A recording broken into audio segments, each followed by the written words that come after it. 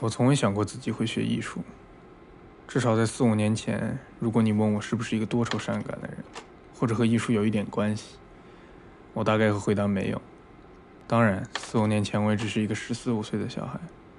估计很难能找到一个多愁善感的14、15岁小孩吧。虽然最近我开始拍拍照、拍拍视频，但现在你问我一样的问题，我大概也支支吾吾说不出个所以然。你问我，那你拍的照片、拍的视频，拍的时候都在想什么？我也不知道，我真的不知道我究竟想说些什么。我一切的记忆其实也只能追溯到高中。换一种说法，在解释一些东西，或者在记忆中寻找创作或交流的素材的时候，也只能自如地引用到高中以后的记忆。我对童年、对家、对一切发生在我离开那座不太容易被记住的城市之前的事情，也都只剩下了一个模糊的印象。大概也只是因为我手上没有任何那段时间的影像资料吧。于是那段时间只给我留下了一团灰色的迷雾在我脑子里，对父母、对朋友、对家和童年。今年夏天我脑子一热买了一台 DV 机，大概是掉进了消费主义陷阱，或者是实在好奇我每天都在活些什么，于是想给未来的自己留点影像证据，或者是最近翻了好多次相册，发觉大多数的记忆都是以照片的形式被留下来，所以觉得有点可惜，也许应该多拍些视频。于是这台相机变成了我在众多相机收藏中最喜欢的一台，拿在手里实在是很讨喜，也给我一些想去拍下身边一切东西的欲望。我真的很喜欢回看我录下来的东西，当然横跨整个暑假，我越来越喜欢这台相机。我一直在想，如果它是磁带的就更棒，这样我死的时候就可以让我的尸体抱着满满一盒子磁带被关进木头盒子里，然后埋在土里，或者让它直接代替我的尸体被下葬。毕竟这盒实实在在的物质的东西便承载了我所有的记忆。同时，由于一切这台相机的视频记录都是以我的主观视角出发，它让我可以安全地躲在相机后面不被观测到。我也极力地尝试不去拍摄任何可能会产生倒影的东西，以免不小心拍到自己。我依旧不能理解自画像或者自传之类的形式，虽然我现在正在做的事情好像就和自传没有什么两样。所以我真的很喜欢这台相机。另一个很有趣的点就是，更难能可贵的可能是这台相机让我少见地说出了我喜欢什么什么什么这个句式。听起来可能很奇怪，但我时常被你最喜欢的颜色、你最喜欢的食物、你最喜欢的电影之类的问题问到，我总是支支吾吾的给不出一个答案，就像我没法正面回答你的艺术创作都是关于什么之类的一样。我实在是不知道这些问题的答案。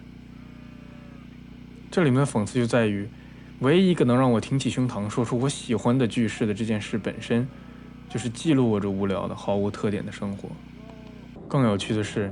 好像上天不希望我终于能找到一件我喜欢的事情一样，这台相机随着夏天的结束莫名其妙的坏掉了。夏天结束意味着很多事情，比如离开家回到美国，回到大学。很快就发现随着那台 DV 机坏掉的，还一同有我的耳机以及我的另几台相机，就好像他们事先商量好了一般。回到学校的我很快速的从在家的无所事事转变成了在学校宿舍的无所事事。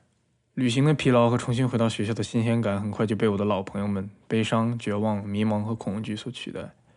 当然这也不是什么新鲜事，大概自打我意识到我自己存在以来，也就是高中开始之后没一会儿，这些老朋友就日复一日的不请自来。我经常自嘲这些好像规则怪谈一类的戒律或禁忌说起也有趣，我大概写得出一张告示贴在我脑门上，说不要与我产生肢体接触，不要问我你最喜欢什么，不要碰我的相机，不要给我拍照之类的东西。为什么我会这样感觉？为什么会过着这样的生活？我把它归咎于我的童年。当然不是说我的童年有多么的痛苦或者多么的美好，而只是单纯的我不太记得，没有过多的印象。对于家，对于父母，对于童年的朋友，对于一切，好像一切的一切从未存在过。我的猜测便从这些症状中发展出来。也许我自始至终便是如此，也许是因为从小我就不曾与人亲近，也许从小就学会了讨好别人，从未意识到自己存在。从小没有被父母抱过、亲过，没有与人有过肢体的接触，从没看过别人看过的动画，没拥有过别人拥有的玩具，也从没看过父母哭，看过父母笑，从未认识到何以为人，以及什么是爱，什么是友情。从小被教育要学数理化，考一个好大学，找一个好工作。于是，当我找到一个从家中2012年就坏了的一颗老硬盘，我便好奇地寻找我曾经存在过的证据。不出所料，我找到了一个标注着照片的文件夹。当我打开它，我却看到了一个完全陌生但又过分熟悉的人。那是6、7岁的我，以及那个时候我的父母，我家曾经的车、老房子，这座北方城市最后一场真正的雪。虽然不管我父母如何给我描述那些比车门还高的积雪，我也回想不起来一点。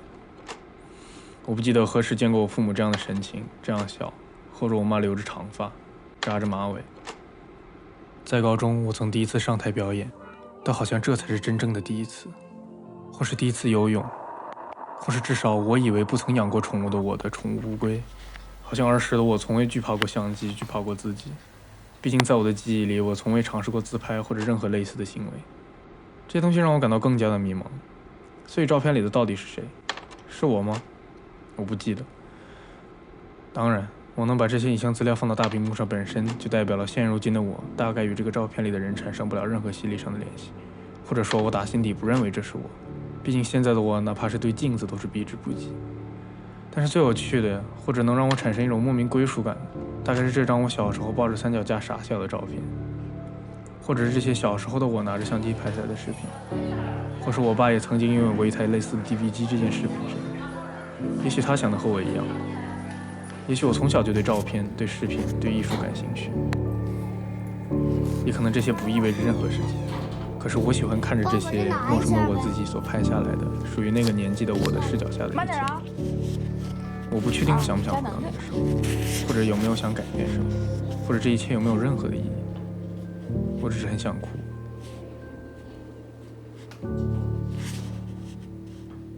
踩椅子没事，后边椅子。